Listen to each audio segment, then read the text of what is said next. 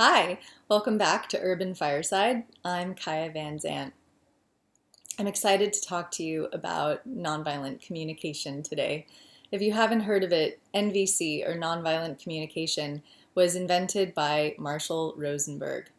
He wrote this book, Nonviolent Communication, A Language of Life, which I encountered when I was I was in my late 20s actually, and struggling in the dating world and struggling with my parents and trying to find my place in life. And there was a lot of ideas in this book that were totally revolutionary for me to read, especially having been through some pretty significant challenges along the way.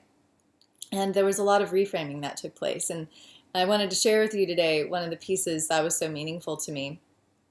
There's an old saying that goes, "There are no victims, only volunteers."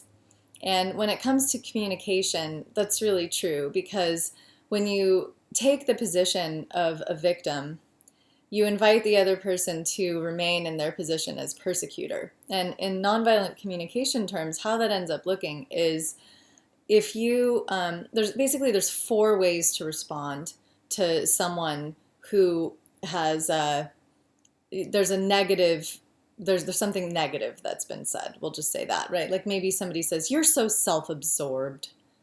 If you've ever had anybody say that to you, it's so fun, right?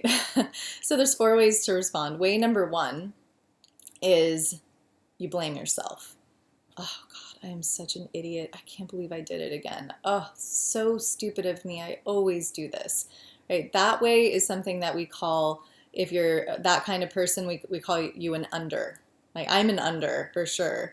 Unders have a tendency to avoid conflict, withdraw when things get negative. Our number one defense mechanism is escape. Like, we're looking for the back door, like, get me out of here. Things are getting negative, I'm leaving. That, unfortunately, creates this much opportunity for resolution with someone in your life. What if you care about somebody? You're not going to be able to resolve anything with them if you just run. There's no way to actually create the opportunity for real human relating, which is where the richness of life comes from, right? Where the good stuff is. So way number two, you blame the other person, right? "Oh, that guy's such a jerk. I just hate it whenever he says that. My boss drives me crazy. He's always picking on me. My mother, oh, if only she would just..." That voice is where what we call people who are overs, right? They have a tendency to meet challenge or negativity by attacking, by going after it and blaming it and just saying, "Oh, it's that person, it's not me, it's them, it's them, it's them." And we all know people like that. We all have that voice inside of us too, every single one of us. So whenever we're in those two positions, we are at a disadvantage for any kind of evolved or helpful communication. Remember, the point of this book is to get your needs met. If you don't know how to communicate in such a way as to get your needs met, you're going to be pretty unhappy.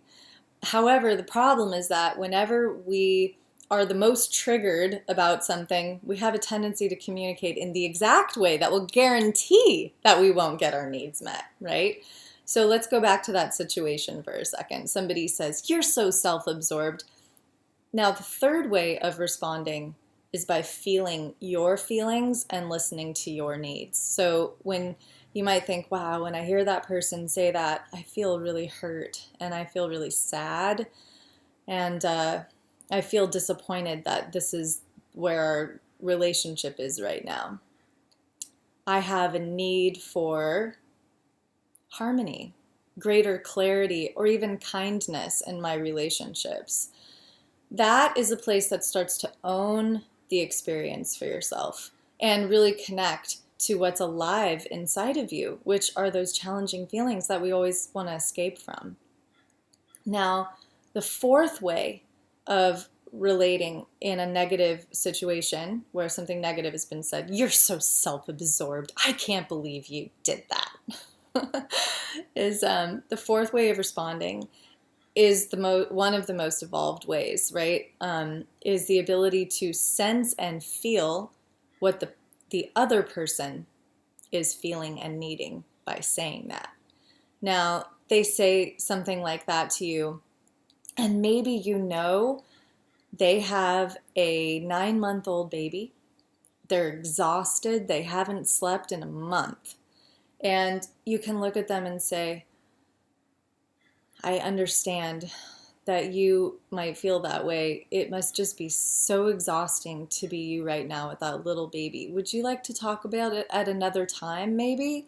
Time, that's better for you, or, that's sensing into maybe they're feeling really tired, right? And they're just attacking you because they're exhausted. Somebody like that might just be diffused and be like, oh my gosh, I'm sorry I said that. You're right. I'm just so tired. It's so exhausting getting up all night with the baby. Another way might be able to say, are you feeling frustrated because whenever you want a certain response out of me, I can't just do it for you without you asking? This is the tendency with somebody like who wants you to read their mind. I have a few people in my family for whom that's true. They would love it if I read their mind, and I can't. So you can compassionately say to them, wow, are you feeling frustrated because you'd really like me to meet your needs without you having to ask me. And that doesn't mean that you can or that you're expected to. You're having empathy for what they're feeling, for what they're needing. Because whenever you're in a negative situation, negative conversation, whatever it might be, the number one way to diffuse it is by offering the other person empathy. And that means feeding and reflecting back to them what they might be feeling, what they might be needing. Are you feeling frustrated? Are you feeling sad? Are you feeling anxious right now about that deadline that you've got at work? And you're concerned that if you don't have enough time tonight to get that report done, that you might lose your job? And I've, had the TV on too loud. Is that what you mean, and telling me that you think I'm self-absorbed? It's really hard to do that sometimes, especially if we're feeling triggered by the situation, to give another person empathy. But it's a really, really great practice and a good start. And you'll find that your relationships, you have more tools in the toolbox. You don't have to run out the back door, and you don't have to fight when somebody says something like that. You can feel into them. In honor of Marshall Rosenberg, my buddy here, who passed away about a week ago in the comfort of his home with his family, I just want to say thank you, to the ethers and to the angels for this incredible teaching that came into my life, that has come into our lives. I'm going to be sharing a lot more of compassionate communication with you throughout our time together on Urban Fireside, because it's been so remarkable for me. So just remember, Marshall has said that any communication that's negative is just a tragic expression of feelings and needs. It's just a tragic expression of feelings and needs. And if you can see beyond that into the person's heart, you'll know that you're always dealing with somebody who's just like you, who's afraid, who's mortal, who has their challenges, who has their good days and their bad days, who has their good years and their bad years. And with compassion and empathy, a little bit of grace, hopefully a bit of humor, you can empathize. Okay, so that's our teaching today. I hope you enjoyed it, and you'll be able to get lots more here on YouTube. Please subscribe to my channel and come back to urbanfireside.com, where you can sign up for lots of amazing things that I'm going to have going on there. All right, so I'll talk to you next time. Take care.